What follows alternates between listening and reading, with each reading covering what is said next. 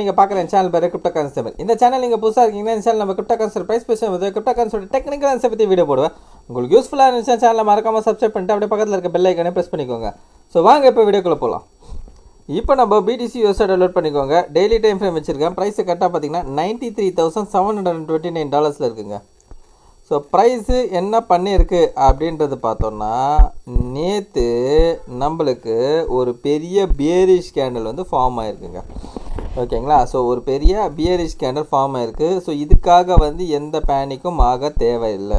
ஏன்னா ப்ரைஸு கிட்டத்தட்ட பார்த்தீங்கன்னா இந்த $68,000 ஓகேங்களா, இந்த $68,000 $99,000 வரைக்கும் நான் ஸ்டாப்பாக மேலே போயிருக்கு. ஸோ அதுக்கான ஒரு கரெக்ஷன் ஃபேஸாக தான் இதை பார்க்கணும். ஓகேங்களா? அது மட்டும் இல்லாமல் ப்ரைஸ் எங்கே வந்து நின்று இருக்குது கரெக்டாக பார்த்தீங்கன்னா நம்மளோட டிமாண்ட் ஏரியா. ஓகேங்களா? இந்த டிமாண்ட் ஏரியா ஏற்கனவே நான் அப்டேட் பண்ணிட்டேன். ஸோ இதுதான் இருக்க பக்கத்தில் இருக்க டிமாண்ட் ஏரியா. அதாவது எங்கே இருக்குது அப்படின்னு பார்த்தீங்கன்னா 94,900 93,120. சரிங்களா? இந்த ஏரியாவில் இருக்குது. ஸோ ப்ரைஸ் இப்போதைக்கு வந்து அந்த டிமாண்ட் ஏரியாவில் தான் இருக்குது. ஓகேங்களா? இன்கேஸ் ப்ரைஸ் நம்மளுக்கு இந்த டிமாண்டை பிரேக் பண்ணி இன்னும் கீழே வர பட்சத்தில் ஃபஸ்ட்டு எங்கே வருவோம் அப்படின்றது பார்த்திங்கன்னா, டிமாண்டை உடச்சி கேண்டல் வந்து கீழே வந்து க்ளோஸ் வைக்கணும். சரிங்களா? ஸோ க்ளோஸ் வைக்காமல் விக்கு மட்டும் வச்சானா ப்ரைஸ் இங்கேருந்தே திரும்பத்துக்கும் சான்சஸ் இருக்குது. ஸோ இந்த ஏரியாவிலேருந்தே ப்ரைஸ் மேலே போகிறதுக்கு சான்சஸ் இருக்குது. இதுதான் அதிகமாக இருக்குது. ஸோ அப்படி கீழே வந்தா அப்படின்ற பட்சத்தில் பார்த்தீங்கன்னா நம்மளுக்கு இந்த 88,000 84,000 ஓகேங்களா, இந்த ரேஞ்சுக்கு வந்து வரலாம். ஓகேங்களா? ஸோ ஏன் அப்படின்றது பார்த்தீங்கன்னா, ஸோ இந்த இடத்துல நம்ம வந்து ஃபிபனாசி வரைவோம். ஓகேங்களா? ஸோ இந்த லோ டு ஹை நம்ம ஃபிபனாசி வரைஞ்சோன்னா கிட்டத்தட்ட பார்த்திங்கன்னா நான் என்ன எக்ஸ்பெக்ட் பண்ணுறேன்னா, ஒன்று ப்ரைஸ் வந்து இந்த ரேஞ்ச், அதாவது இந்த 23 ரேஞ்சையே தொட்டுட்டு மேலே போகிறதுக்கு சான்சஸ் இருக்குது. அப்படி இல்லை உள்ளே வந்துட்டான்னா நம்மளுக்கு ஃபிபனாசியோட 50 to 61% வரைக்கும் வந்துட்டு இந்த இடத்துல மேபி ஒரு கன்சல்டேட் மாதிரி ஆகிட்டு அப்படியே வந்து மேலே போவோம். ஓகேங்களா? இந்த கன்சல்டேட்லாம் ரொம்ப நாளெலாம் இருக்காதுங்க. சின்னதாக வந்துட்டு சின்ன டைம் ஃப்ரேமில் கன்சல்டேட் ஆகிட்டு அப்படியே மேலே தூக்கிடுவானுங்க. ஓகேங்களா? ஸோ இப்போ வர புல் பேக் எல்லாமே பார்த்தீங்கன்னா ரொம்ப ஃபாஸ்ட்டாக ரிக்கவர் ஆகும், ரொம்ப டிலே ஆகாது. ஓகேங்களா? ப்ரைஸ் எது வைக்க போகணும் அப்படின்றது என்னோடய எக்ஸ்பெக்டேஷன் பார்த்தீங்கன்னா $110,000 $115,000. ஓகேங்களா? இந்த ரேஞ்சுக்கு போய் தான் ஒரு பெரிய கரெக்ஷன் வந்து எதிர்பார்க்கலாம். ஓகேங்களா? பெரிய கரெக்ஷன் ட்ரெண்டு சேஞ்ச் ஆகிற மாதிரி இல்லை, அங்கேருந்து ஒரு பெரிய கரெக்ஷன், அதாவது ஒரு 50% இல்லை 60% கரெக்ஷன் வந்து நடக்கிறதுக்கு சான்சஸ் இருக்கும். ஆனால் இங்கேருந்து நான் என்ன எக்ஸ்பெக்ட் பண்ணுறேன்னா பம்பு தான் எக்ஸ்பெக்ட் பண்ணுறேன். ஸோ வெயிட் பண்ணி பார்ப்போம். சரிங்களா? அதாவது ஃபிபனாசியோட 23%லேருந்தே திரும்பும் அப்படின்றது என்னோடய எக்ஸ்பெக்டேஷன். கரெக்டாக அந்த ஏரியாலே நம்மளுக்கு வந்து ஒரு டிமாண்டு இருக்கிறதுனால ஸோ ப்ரைஸு இங்கேருந்தே மேலே திரும்புறதுக்கான சான்சஸ் இருக்குது. ஓகேங்களா? ஸோ 4 ஹவரில் நம்ம பார்க்கும்போது நம்மளுக்கு பாருங்கள், 4 ஹவரில் கரெக்டாக இங்கே இந்த ஏரியாவில் நம்மளுக்கு ஒரு க்ரீன் கலர் கேண்டில் பிரிண்ட் ஆகிருக்கு. ஆனால் இப்போது இன்னும் வந்து இந்த 4 ஹவர் கேண்டில் முடியத்துக்கு வந்து இன்னும் 3 மினிட்ஸ் தான் இருக்குது. ஸோ இந்த 4 ஹவர் கேண்டில் நம்மளுக்கு ஒரு ரெட் கலர் கேண்டலில் தான் ஃபார்ம் ஆகிருக்கு, அதாவது பியரிஷ் கேண்டலில் தான் ஃபார்ம் ஆகிருக்கு. ஓகேங்களா? ஆனால் இந்த கேண்டில் பார்த்துக்கோங்க, இந்த கேண்டலோட ஹை அண்ட் லோ அந்த ரேஞ்சுக்குள்ளே தான் இருக்குது. அப்போது இந்த டிமாண்ட் ஏரியாவில் சின்னதாக கன்சல்டேட் பண்ணுறாங்க. ஸோ மேபி ப்ரைஸ் என்ன பண்ணலாம் அப்படின்னு பார்த்தீங்கன்னா, ஸோ கீழே வந்து ஒரு விக்கஸ்ட்டு ஒரு ஹேமர் ஷேப்பில் எடுத்து வந்து இங்கே திருப்பினாங்கன்னா ப்ரைஸ் இங்கேருந்தே திரும்பும்.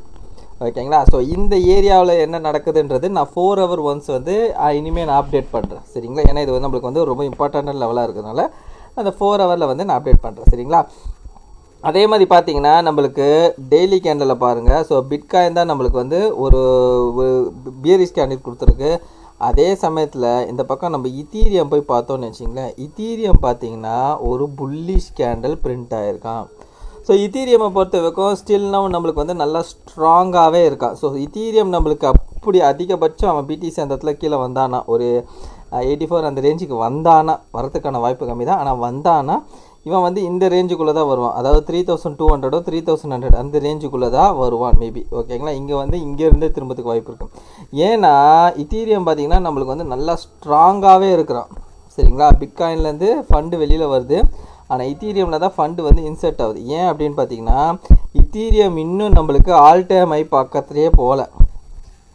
ஓகேங்களா? ஆல் டைம் ஐ இங்கே இருக்குது. ஓகேங்களா? ஆல் டைம் ஐ பக்கத்துலேயே இன்னும் போகல. ஸோ இன்னும் 2000 பாயிண்ட் நம்ம மேலே ஏற வேண்டியது இருக்குது. ஓகேங்களா? ஸோ 2000 1700 பாயிண்ட்டு கிட்ட மேலே 1600 பாயிண்ட்டு கிட்ட அவன் மேலே ஏற வேண்டியது இருக்குது. ஸோ அதனால் பார்த்தீங்கன்னா இத்தீரியம் வந்து நல்லா ஸ்ட்ராங்காக இருக்குது. ஸோ இத்தீரியம் வந்து நல்லா பர்ஃபார்ம் பண்ணுறதுக்கான சான்சஸ் அதிகமாக இருக்குது. அதுக்கேற்ற மாதிரி நம்மளுக்கு டாமினன்ஸும் இங்கே வந்து கிராஷ் ஆகின்னு இருக்குது. ஓகேங்களா. டாமினன்ஸும் இங்கே வந்து நம்மளுக்கு கிராஷ் ஆகிருக்கு. ஸோ டாமினன்ஸ் பார்த்தீங்கன்னா டெய்லி டைம் ஃப்ரேமில் பார்த்தோம்னா அழகாக நம்மளுக்கு டபுள் டாப் பேட்டர்ன் போட்டு அந்த டபுள் டாப்பை பிரேக் டவுன் பண்ணிவிட்டு அந்த டபுள் டாப்பை நம்மளுக்கு புல் பேக்கும் ஆகிட்டு, இதுதான் இந்த கேடல் தான் புல் பேக் ஆகிட்டு ப்ரைஸ் இப்போ கீழே வந்துன்னு இருக்கான்.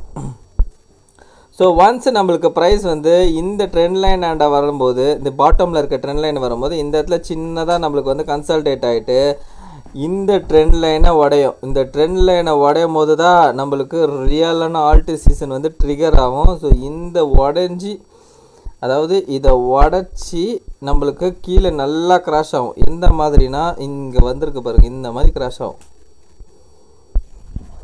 ஓகேங்களா. ஸோ இந்த மாதிரி கிராஷ் ஆகும்போது தான் நம்மளுக்கு ஆல்ட் காயின்ஸ் எல்லாமே வந்து நல்லா ட்ரிகர் ஆகி நல்லா பம்ப் ஆகும். ஓகேங்களா.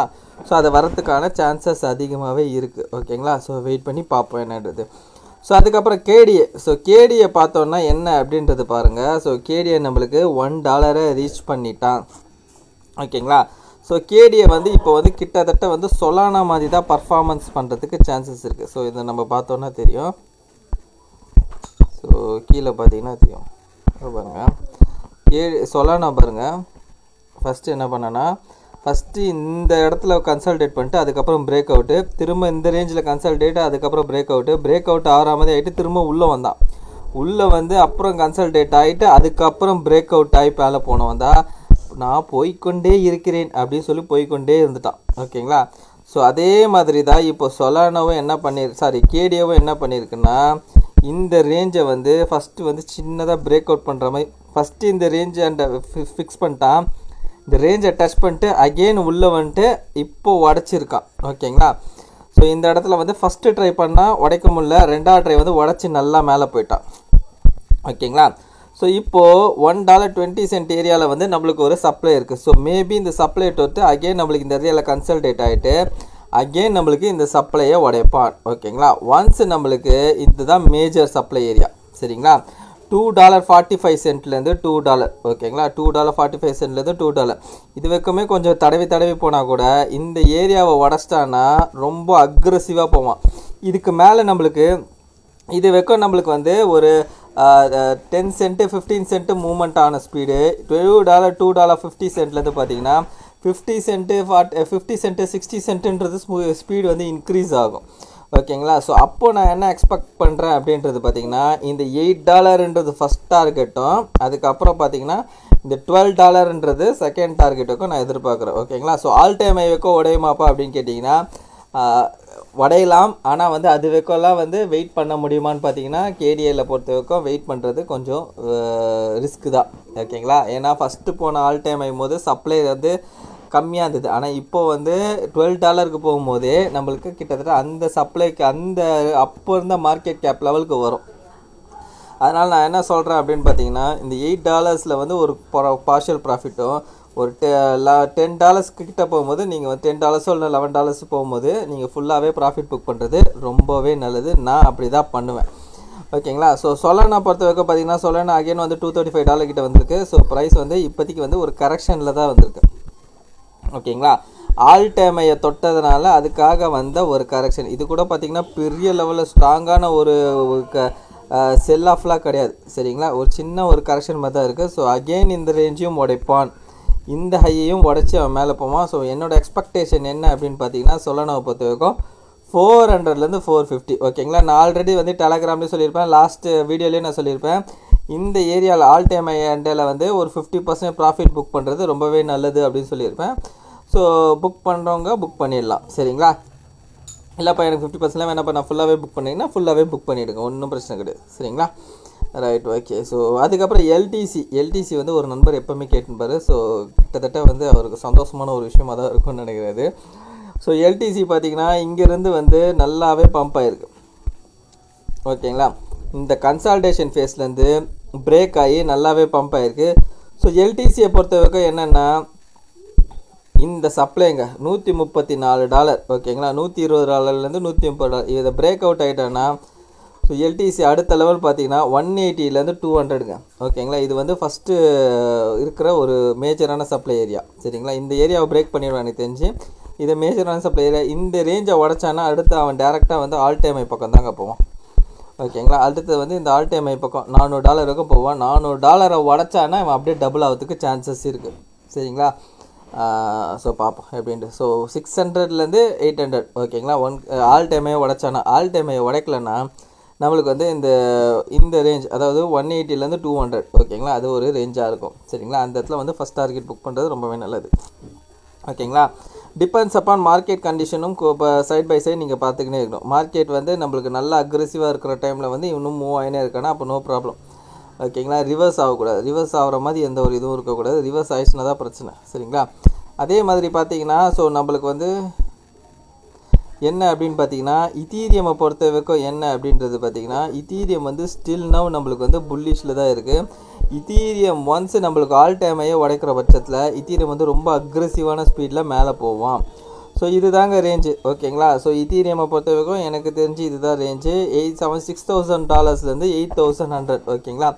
இந்த ரேஞ்சை அவன் பிரேக் பண்ணி கேண்டல் க்ளோஸ் வச்சாதான் நம்மளுக்கு அடுத்த ரேஞ்சுக்கு போவான். ஓகேங்களா. இந்த ரேஞ்சுக்கு போகும்போது இத்தீரியமில் இன்வெஸ்ட் பண்ணியிருக்கவங்க ஃபஸ்ட்டு டார்கெட் புக் பண்ணுறது நல்லது. சரிங்களா.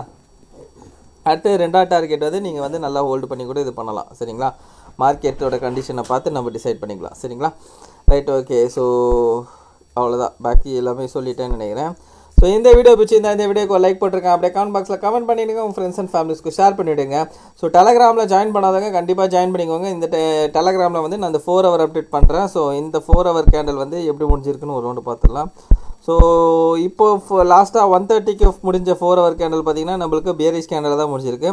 ஸோ அடுத்து பார்த்திங்கன்னா 534 ஹவர் கேண்டல் வந்து எப்படி முடியுதுன்றது பார்ப்போம். ஸோ என்னோடய எக்ஸ்பெக்டேஷன்னா இதுக்கு லோக்கு கீழே வந்து ஒரு விக்கஸ்ட்டு, அதுக்கப்புறம் ஒரு ஹேமர் ஷேப்பில் ஃபார்ம் ஆகிட்டு அதுக்கப்புறம் மேலே திரும்பணும். இந்த ஏரியாவிலேருந்து இப்படி திரும்பணும்னு எக்ஸ்பெக்ட் பண்ணுறேன்.